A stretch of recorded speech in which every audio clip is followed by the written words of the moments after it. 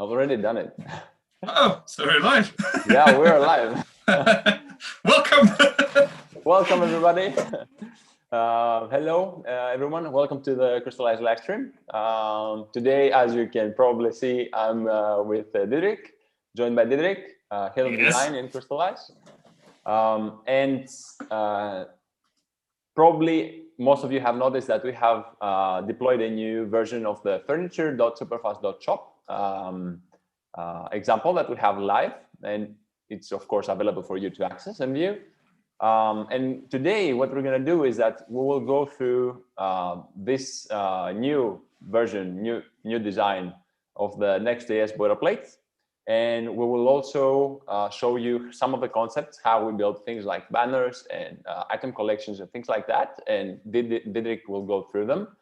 And essentially, we will dive in how you can replicate something similar to this furniture example. And of course, tweak and make something like exactly as you plan it to be. So did I say everything correct, Didrik? Hopefully I did. Yeah, I think so. We're basically going to go back to scratch, create a tenant, and take it through from tenant creation to going live. Right. That's today's goal, at least. And we'll try to explain something along the way. Nice. So something that I should mention here is that the new boilerplate is tied up really tightly to the new service API that we had a live stream with Håkon the other day, and showed us how the API basically works. And we will go through again in another live stream as to how we can connect the two and what actions we can perform in between the two essentially boilerplates.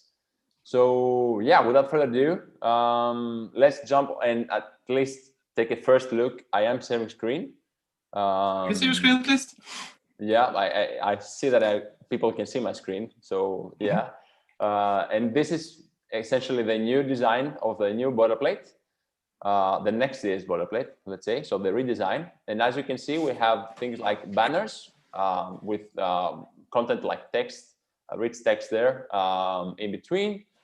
We get collections of items with grids and again, text that of course can be adjustable and things like that. Also, we have in the new boilerplate things like a slider, or how else do we call that, Didrik? Call it an item slider. Yeah. Sounds good. Sounds totally fine by me. Good naming here. Yeah. So we got item sliders or carousels. That's the word that I was looking for, right? And again, essentially the boilerplate is a combination of product information and rich context articles, blog posts, and things like that, videos, etc., etc. But here we have enhanced things as for the end user, essentially things like adding the topics as tags and view them properly in a product page. So you have now, apart from the previous version of the product variants that you essentially had when you viewed a product, you now have something like this, which is essentially allowing you to see variants that are available for purchase as an end step. As you can see, the context, my English, basically the context is changing. Yeah, great, based on the variant that I have chosen. And as you can see, some of the variants are on discount. So we'll actually tie that as well with the pricing variants that Crystallize has provided. And now in this example, we have, as you can see, a standard pricing and a sales price. Stock information that of course varies depending on the stock that you have. And as for the product, it's the same structure with you get the dimensions with specs, seats, and rich content like paragraphs with media and images, and so on and so forth. And related products maybe that you also can attach to an item, either that is a product or a blog.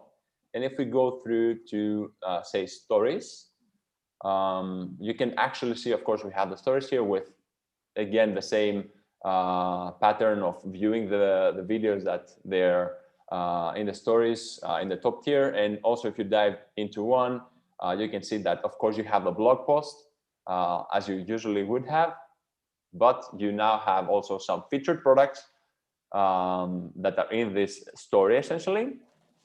And we'll see how we can shape that in Crystallize, along with related items that essentially is based on topics in Crystallize. So if I go to Echo, it's based on the guys right here, right?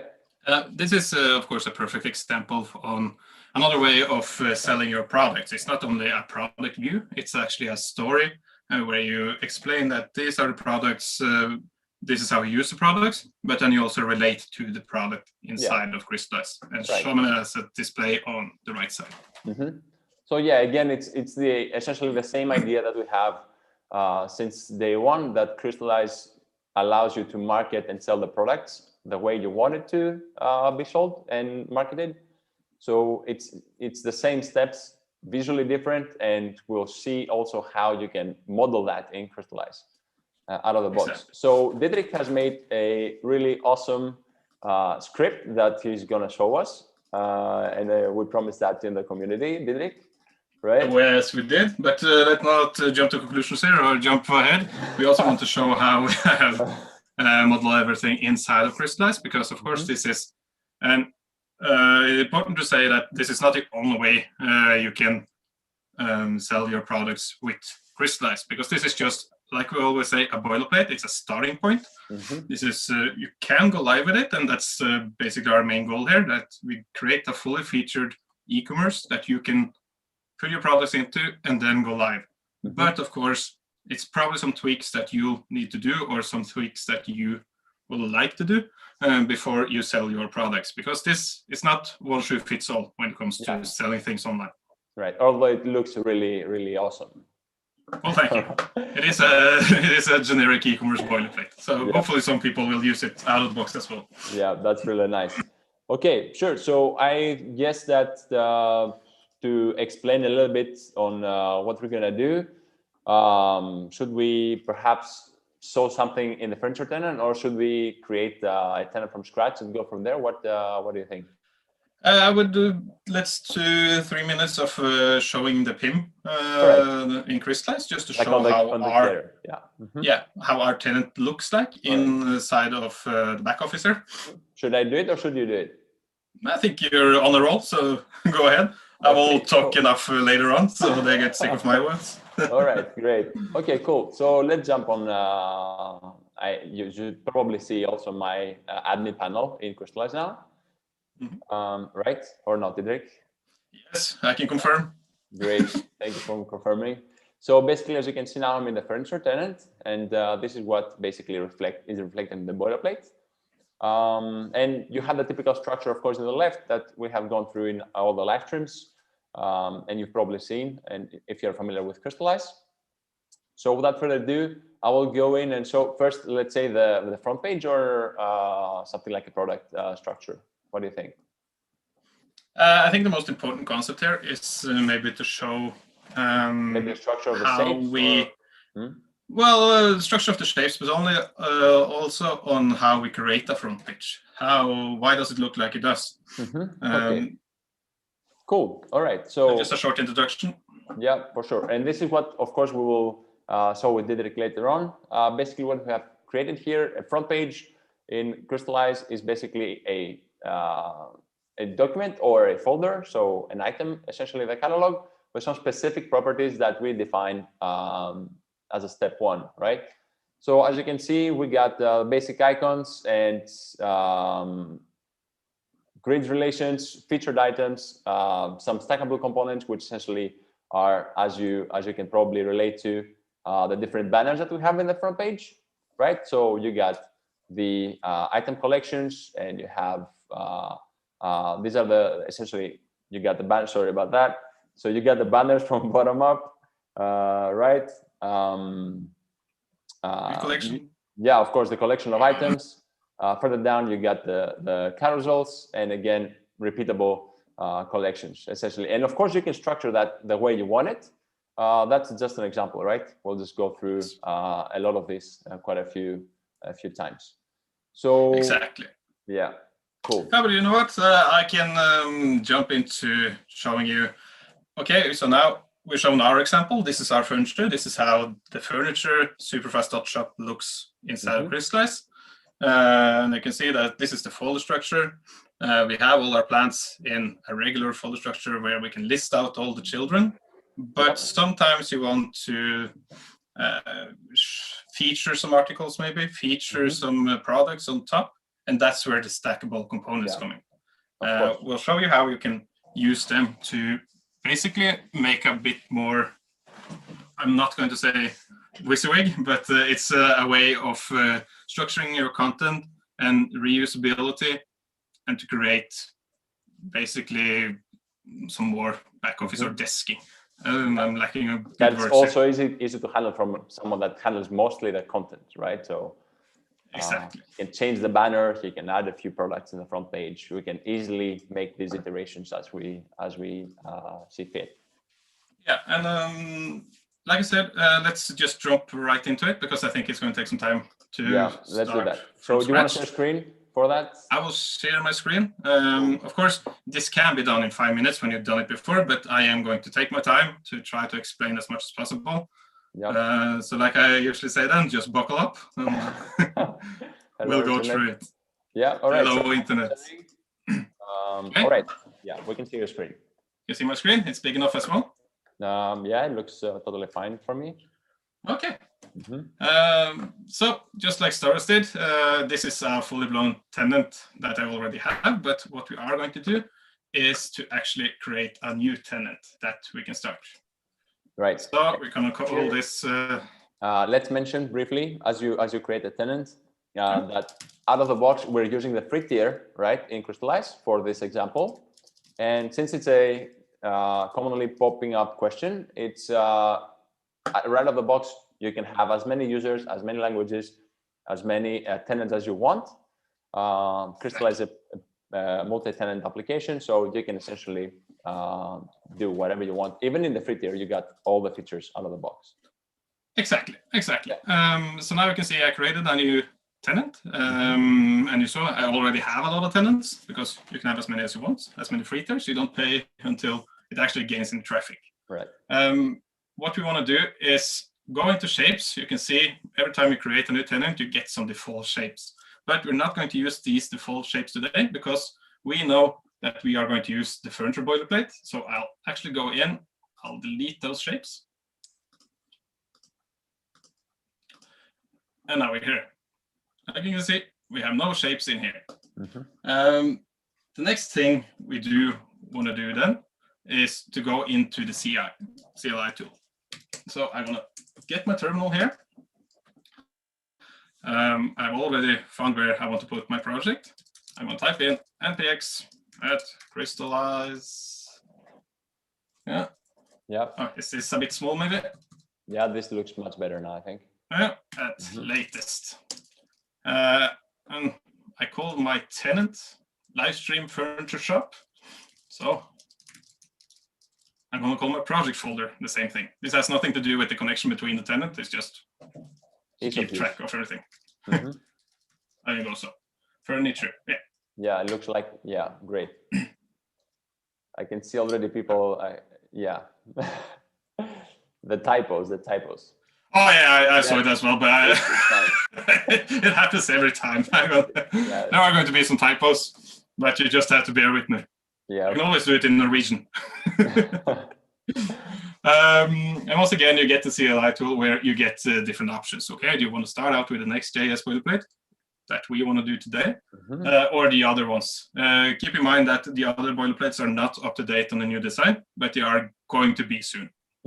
So Next.js, I am going to specify my own tenant because you can see on the top left corner, my own tenant is livestream. Oh, geez. Yeah, that's why it's a lot of typos. Livestream furniture shop. Do everybody agree? Concur? Yeah, this looks okay. We can always copy paste if someone feels unsafe. Yeah, we can fix that later as well. Yeah. I will have a single language for this, and for this I will use the demo service API. Just because, like you mentioned in the intro, Håkon did a live stream on the service API, and we will probably do another one soon. but we're not going to go into all of that today. Yeah. So like that. Just while we're waiting, briefly, the service API will essentially handle things like basket management and the carts and maybe user authentication and login and things like that. And this, in general, you can use, of course, the service API that we have publicly available. But for your application, in order to add your own custom logic there, you usually just download the service API, which is then connected to Crystallize. But we'll go through that in one of the next live streams. So yeah, it will be definitely a really nice one to see the entire project tied together. There should also be a link in the description to how this works. Okay, you can see we're there. That was perfectly timed, Saros. Great. We have our folder. But what we also do need, because like I said in the start here, I deleted all my shapes. So what we want to do is we want to inject the shapes that we have inside of the furniture boilerplate. So the way we're going to do this is I've actually added a script. So I'm going to bring up my VS Code here. Just give me a couple of seconds. Mm-hmm. So that's this is a really, really useful script that you're showing us here, Didrik. Yes, and it is what we call a Bootstrap furniture shapes. And what this basically does, it's going to inject all the shapes that we need to populate our tenant with content in the same way that we have done with our demo tenant. Do I see correctly that this is injected in the Next.js boilerplate? Yes, that is exactly where it is. It's under the repo utils. Mm-hmm. So what you do need to do here is to specify the tenant ID and some access tokens. Mm-hmm. I am going to show you how to create access tokens as well, but I am going to delete it right afterwards. So they won't be useful. But what you do is you go into your tenant. As you can see here, you have settings, access tokens. Here I have some. This is just IDs. Doesn't matter. I am going to create a new one. My live stream token. And I am going to bring this window over here. Yep. And I'm going to click generate. And the more important thing is that you will only see the access token once. Mm-hmm. When you close the dialog, it will disappear and you will never see it again. But for now, okay, let's see how we're going to do this. I'll add my tokens here. The ID. And I am once again going to just bring this over here. Remove this one also, just because it's important. Mike will be proud. Yep. Okay, that's like here. The next level security stuff that we're showing now, I guess. An important part here is that, yes, I have created my tenant. We go into the tenant once again, click it, you will see the tenant ID, because we also do need this to, so we know which tenant we should inject our shapes to. So I copy this. I'll bring back the window. My tokens are over here now. I'll copy paste my tenant ID, and there we go. Now we have all the information that we need. You can see here we have specified 5 shapes. Yep. So if I then bring up my terminal once again, I go yarn, bootstrap. Do you have a question? Yeah. Are you didn't see the folder that you created a live stream? Not sure if you should do that. If I what? Sorry. No, go ahead. Go ahead. Okay. Bootstrap shapes to tenant. Like that. And this is just a script that you can run through your package JSON. So hopefully, yeah, that was good. So I have yep, that was what you were going to say. Yep. Okay, let's do this again. I called it live stream. Yeah, right. With typo. And then we're going to run it like so. You can see. Beautiful. 5 imported shapes. Looks beautiful. Let's see what happened in the shape here. Here we are. Here we got 5 new shapes. Beautiful. The beautiful thing is that, okay, what happens if I run this again? Well, nothing. Yeah. And that's just because we have an identifier to identify that we have, they are uniquely identified, which means that you can't duplicate it or make any mistakes. Even if I do this, I go into the folder and I delete it. 4 will fail, but 1 will actually work. Nice. Yep. So we do have, now we have basically bootstrapped our tenant. So we have our shapes, and we do have an empty tenant basically. So what we can do then is go here, we'll start it up.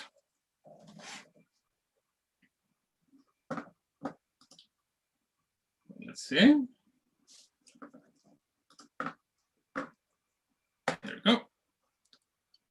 Just for housekeeping, I am going to remove that because I'm not going to import any more tenants now, or any more shapes, I mean. Of course, this will be useful for the people watching. It will be useful when they want to place orders and things like that, right? So, of course, I'm only using it. Move it after creating shapes. Just well, you can create a specific access token just for the importing here, and then delete it afterwards. And I'm just doing it now for housekeeping because I'm not going to use it anymore.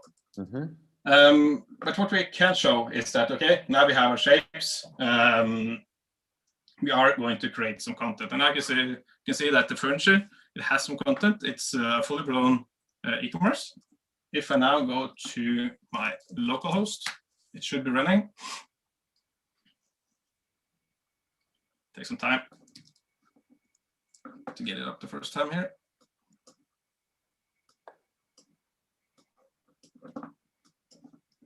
There we go. There you see, welcome. Okay, so it is running, but of course, there's nothing to see here except some instructions on how to get some content on the front page. And we are going to go through that as well, but let's start with the basics. Let's go into the PIM again. We're going to create a folder called shop. Right. Maybe, Didrik, we can also show briefly like how you can invite someone in the tenant, and maybe send me an invitation as well to join the tenant. Oh, is that a hint? No, but yes, I'll give you an invite. I just forgot. Let me see again. I'm going to go in here. I am going to go here, invite a new user. You get an invitation link. As soon as someone clicks this, this is going to expire. So I'll copy it. Hopefully nobody writes it down before Stavros managed to click it. Yeah. As soon as Stavros click this now, this is going to be invalid again. That's how you invite people to your tenant. Good point. I have access now. Yeah, I was planning to invite you soon, but I just want to be on my own for a bit. Yep. Let's go. So what I want to show now is that we are going to create some content to use our shapes. We are going to go into each shape as well to show what it actually does. But a product is pretty easy, and a folder is a folder. We are going to add a lot of plants. So here is our plant folder. Let's add a pun. Like I have plants this weekend. And plants are important.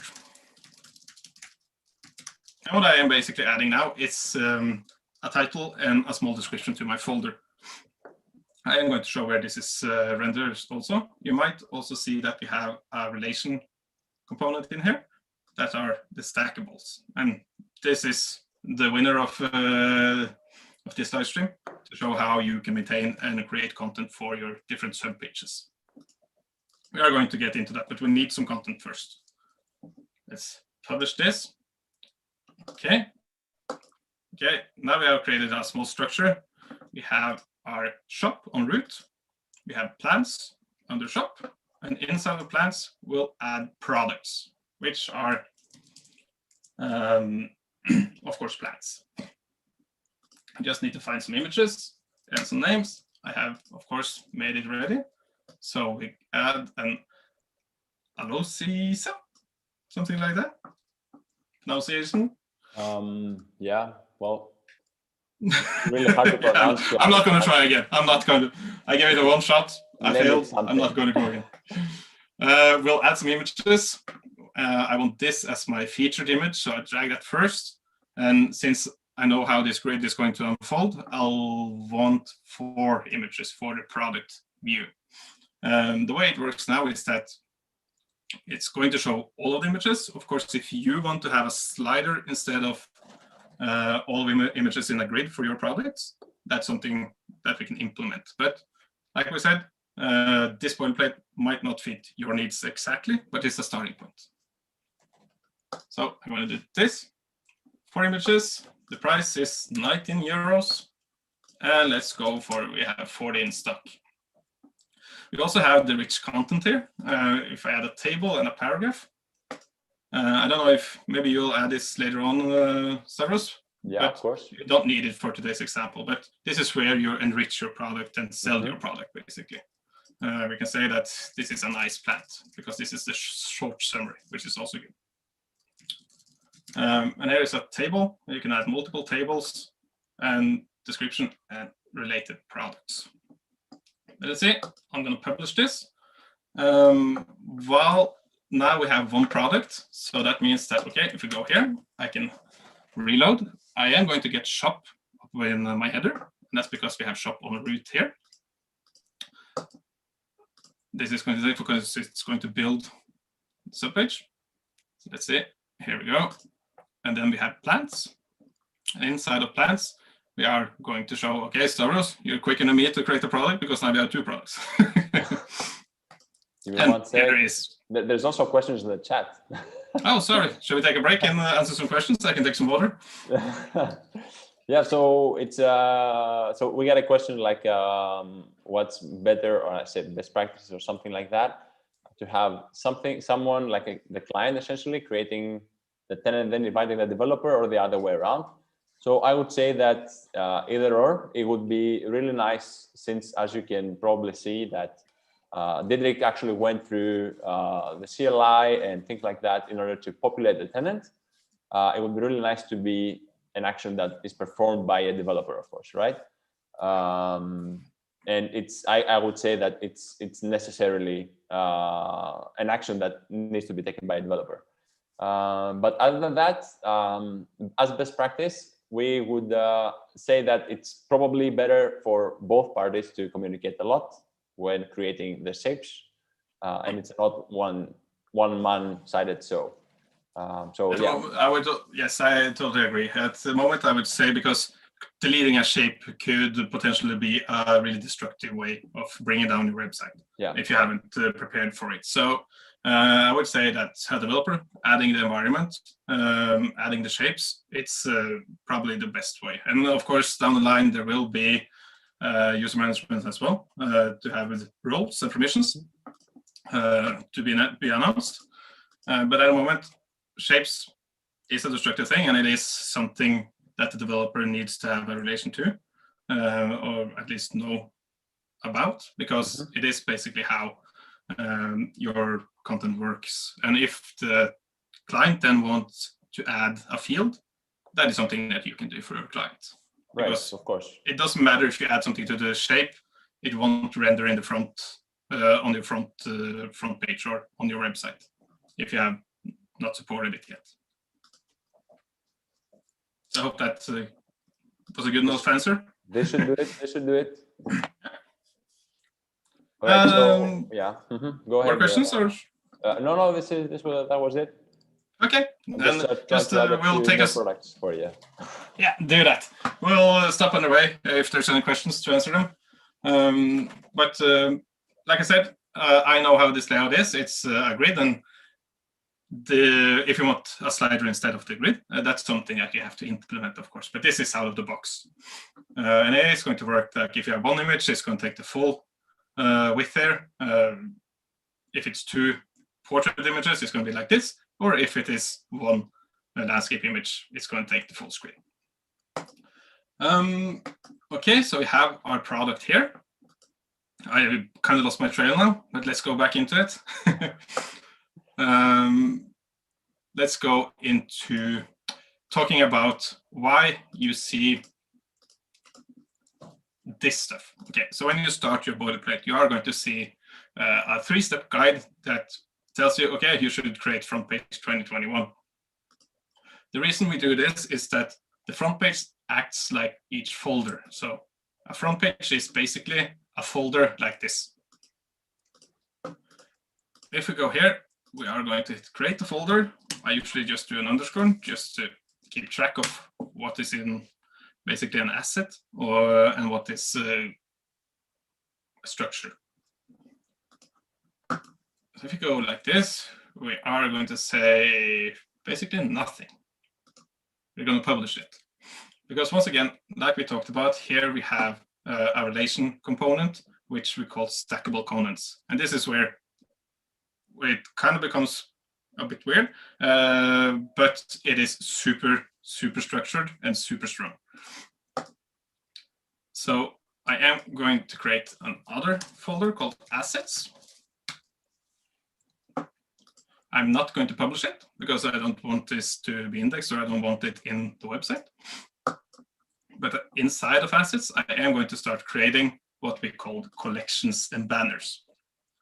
The difference between this is that a banner is what it says it is. It's an image with some text. So we're going to start out with this one. Let's call it living room plans. Naming, never been my strong suit. You're doing great. Thank you. Do you have a title for me, Stavros? No. Nope. Okay. Let's just call it get like some proper magazine stuff. Get inspired with plants. Yes. Nice. Remember to water your plants. And here we also have 2 single line components where we'll add a link. For now, we'll just go shop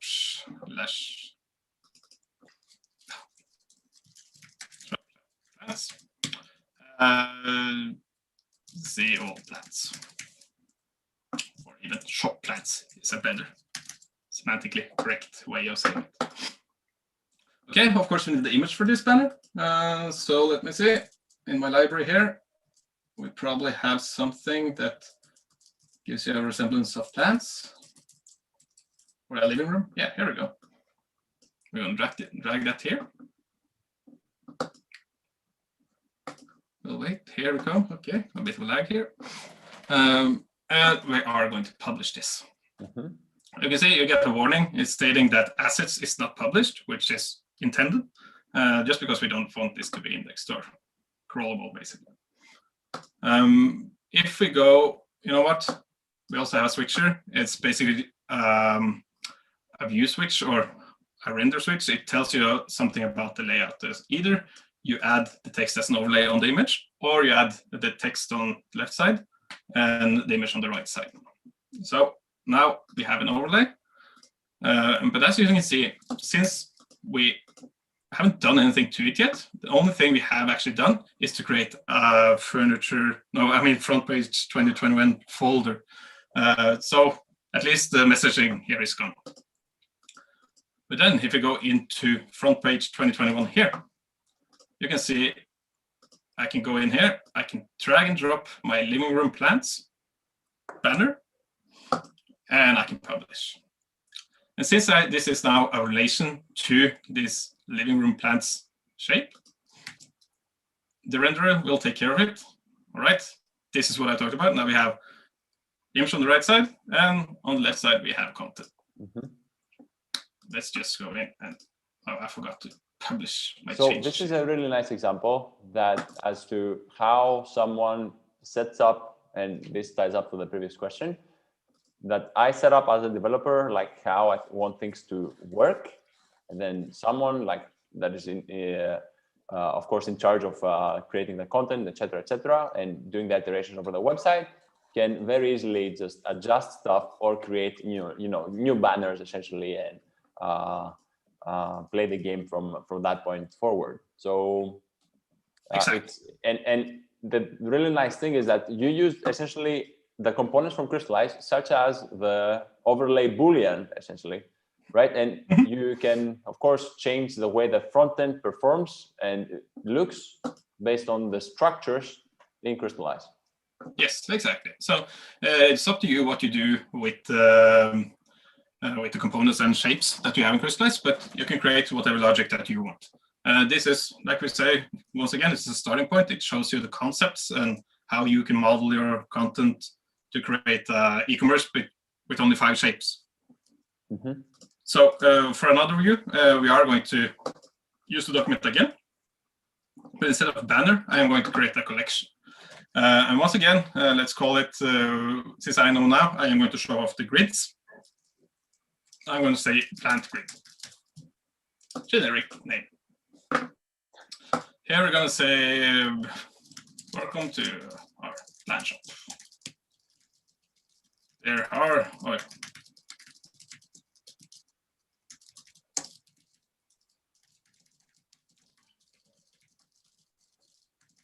so. Nice. And once again, we talked about this in the last live stream, 1 hour long live stream. This is going to be just as long. But this is the new choice component, where you can choose that, okay, either you are going to have multiple items as a relation, or we can relate to multiple grids. Since I know I am going to show off the grids, I'm going to choose the grids. Then, of course, it's going to state, okay, you don't have any grids, so I need to create one. Then I clicked on, okay, click here to go to the grids. So I clicked it, and now we're here on the grids. We are going to add a grid. And this is another way of organizing your content. So think about it like, I think my best example is a Windows folder, where you can drag your folders up into the top, or maybe your desktop on your Windows machine. You can drag things up to the left corner of the window and the right corner. We can do the same stuff here. But for now, we, of course, are going to use the power of the grid to also keep track of our rendering or the layout. I am going to add a column. I am going to collapse these two to have a grid with 5 bricks, basically. Once again, I'm just calling it plant grid, because plant grid in a grid is something totally different than a shape. Great. You could call it whatever, just to keep that clear. It doesn't have any relations that we are going to create later.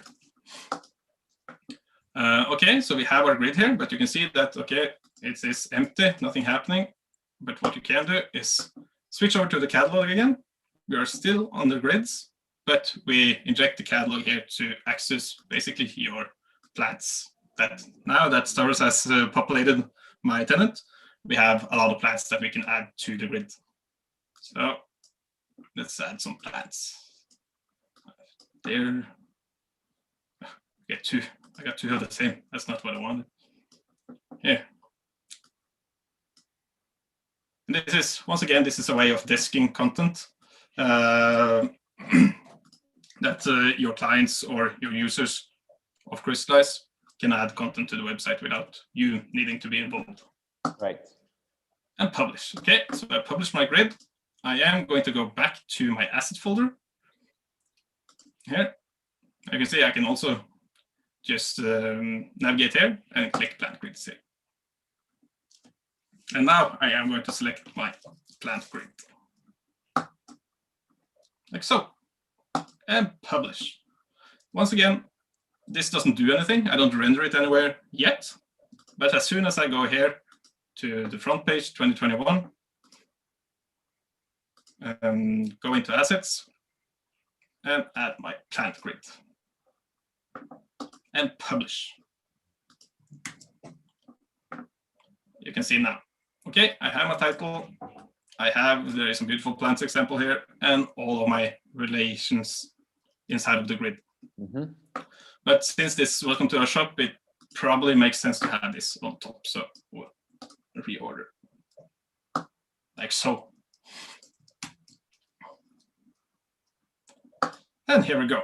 So this is starting to look like a front page at least, but we do have one more collection way, or one more collection that I would like to show. Same one, collection, plant, carousel. Did I nail it? Nice, you nailed it. Okay, and for the plant carousel here, it does not go round and round.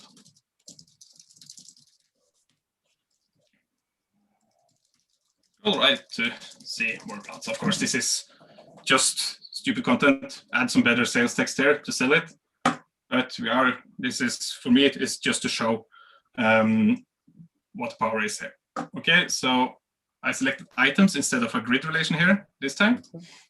I am going to go inside of shop, and I'm just going to start on top and drag all.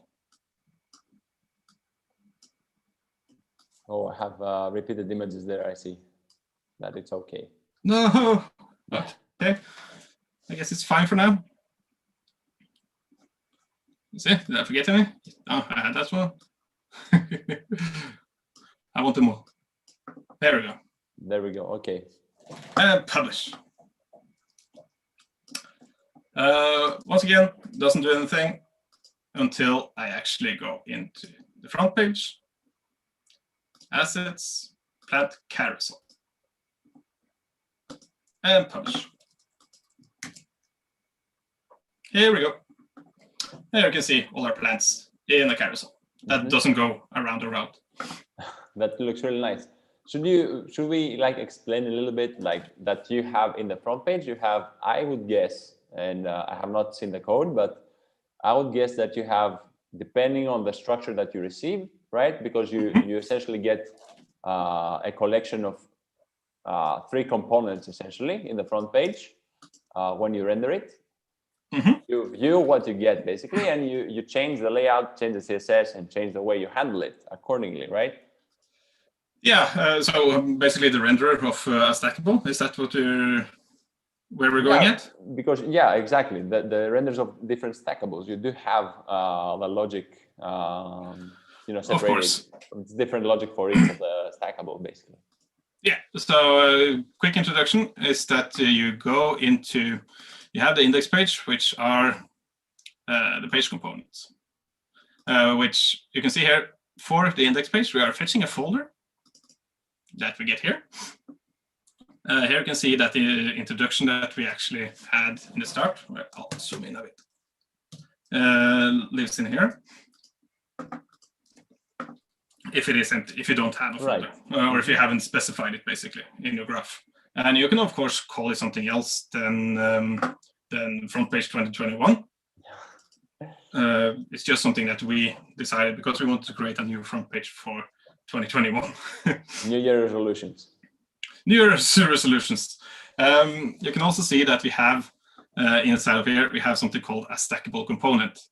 And what this basically is, we fetch all our stacks, which is we're just fetching a component like everything else, and we're sending the props down to our stackable components. I don't know if this is what you were talking about, Håkon. Yeah. Håkon and Sena, but in Saros. Really similar to Håkon, I guess, but I guess you are. As a reference for the people watching, I mean, it would be nice to have it. So really let's say that you were supposed to add another stackable, a different one, which is just a title with a single string. You can go into the stackable component here. Let's see, components stackable. Inside of here, and here you can see everything that this, I even have a console over here, everything that this stack renderer does is to check the name. We do have an identifier now as well, so we might use that instead, but the reason it is like this is just something that identifies this shape. And since we, as the developer, have defined that one of our shapes is called collection. That means this one. Let's go here. this one, we know that, okay, in this case, you need to go in here, fetch all the different components that we have inside of this shape, title, description, and our choice. Title, description, our choice. And based on the choice that you have actually made, okay, is the choice name grid or is the choice name items? Items or grid? And you can see here, you also have IDs here that you could use instead, which is probably a good idea. And once again, based on that, we are going to render it polymorphically on what kind of content this is. Did that make sense? Yeah, it sounds great, actually. Yeah, you can also see if we were to have another one, title, I'm not going to go into it, but title is just a title shape. It's the same as if I were to create a new shape in here manually, document, title, my title. I'm actually going to do it as far as I can. And then we go into our assets folder again, call it document, front page title.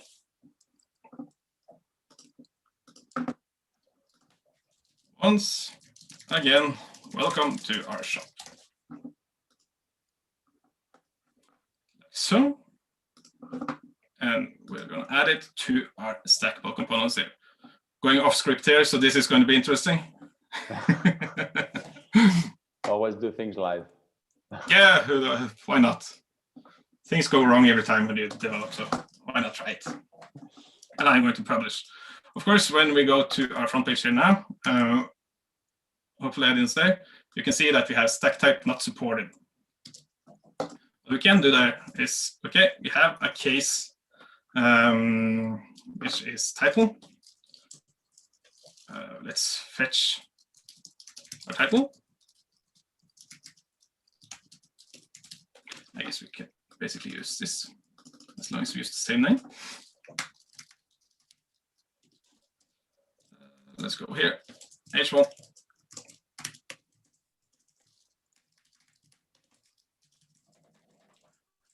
I see my mistake.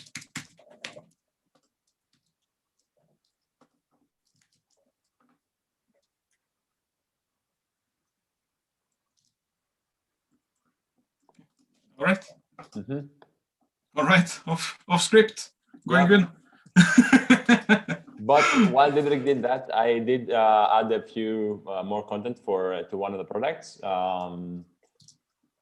And we can actually show, maybe I went to this, the plant's name is super hard. I added a few topics actually. It's actually on this one, if you refresh the page. On this one, you can actually show adding topics. Yeah, I'll just do this. There we go. Nope, I broke it. All right, I'm gonna stop. But anyway, that's the way. We could maybe just do like this at least.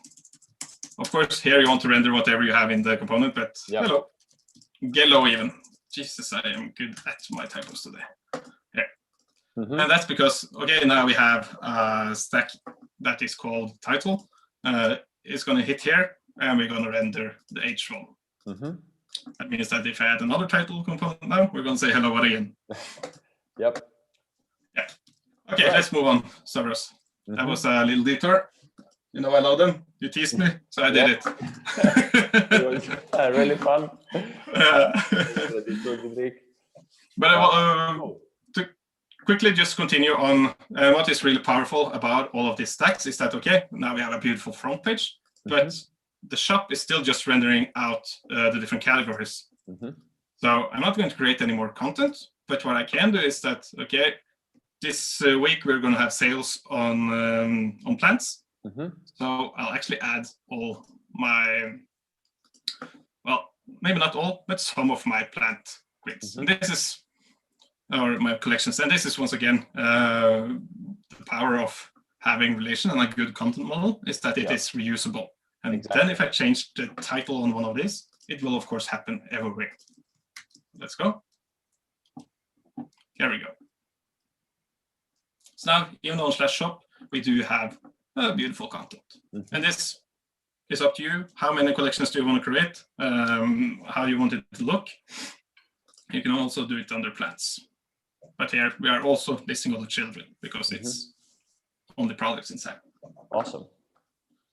All right. So I'm not sure, but maybe we can show like how, just show an example of deploying, because I think we're reaching an hour. Once again. We're a little bit above that, if I can see correctly. Every time I just go for it. That's nice. That's I really go. Hopefully it is useful. I really go into detail, and I don't forget anything. That's for sure. Yep. We went through the stuff. I think it's really nice. Of course, people can add, or we can do another iteration if that's something that's needed. We can do the sales things. I mean, the sales price and stuff like that. Then it's something that can be done, like iteration as well. Yeah. So for now, let's keep it at that. We're here. We have created, and I think we're thoroughly going through the collections or the stackables as a concept, and also the injection of different shapes. So hopefully we can just do this. So this is an example of how we can deploy, of course, the new boilerplate. And essentially, Didrik, from what I can see, you're now deploying to your personal account, right? I am. Project. I am. So I am deploying this to Vercel. Never remember this. It is located under /score, right? Yeah, do that. It's local. You're in the folder, the correct folder this time. That's good. Yeah, hopefully I'm in the correct folder. Let's see. No, this is exactly what we want. And then we can just wait for it. And basically, you wait and you have something in production up and running. But the important thing that people should be keeping here is that essentially this was an example of how we can create things like a banner and different item collections and stuff like that. But the really nice idea is that it's extendable and you can actually make it exactly how you want it. Exactly, and that's the important part here. That you have 3 examples now, or basically 2. You have a banner and a collection, but it's up to you what you want to show. You want to show a video, create a new shape, and just create support for it inside of the front boilerplate. Exactly. So it can extend infinite to whatever you want. And it's just one concept. There might be others that we haven't thought about even. Sure. Try it out, play with it, figure out what suits you the best. But really nice design, Didrik. Well, thank you. Thank you. Really great, the new boilerplate design. It took just as long as this live stream. Yeah. And I guess maybe next time we'll talk about, I know that Håkon has been cooking some new stuff for the service boilerplate also. So maybe that's what's up next. We'll see. But I know that he's eager to show what he has been working on. It's certainly like the really nice part of this is that, of course, you do have the front end, which is what you have currently, and you're deploying that. And with Håkon, we'll view essentially the backend and the logic that you want to hide from the front end. Right? So things like card validation and maybe the voucher codes and things like that you want to essentially process that in the backend without overloading your front end. That's essentially the idea, and we've gone through that in the past. Look at that! It's up. It's live. Oh, what do you expect? Here it is. We even have our hello. That's great. Awesome. Yeah. Also, I guess that wraps it up for today. You know that I could go on for hours and hours, so let's stop at an hour today as well. And we'll, if there's anything missing today, let us know. We'll go through it thoroughly. Yep. Essentially, you can change again things like the banners and things like that. You can extend it and fix it and make the UI and the design exactly how you want. I think that's the core thing that as an idea of what this example is doing. Exactly. So this is just an example starter. Of course, you can add 2 images in a banner or 3 products in a banner and display that. And try it out. You can even just pull the Next.JS boilerplate now and integrate it with your tenant just to test it out. And if you come up with a great concept, please let us know. We really want to know what people come up with this stuff. Really nice. Okay, thank you very much, Didrik. It was really nice to showcase that. Again, bravo on the beautiful design. Thank you. And the entire team, of course, that worked on it. And yeah, for all of you guys, like Didrik said, reach out with any propositions or questions regarding the boilerplate or anything else, really. And until the next time, we'll see you again, hopefully soon, with the service API and more things that are coming in content architecture and content modeling. So yeah, we got some still stuff cooking. Yep, it's a lot of stuff. Bye, Internet. Yeah, bye, Internet. Thank you very much for joining. Have a great day.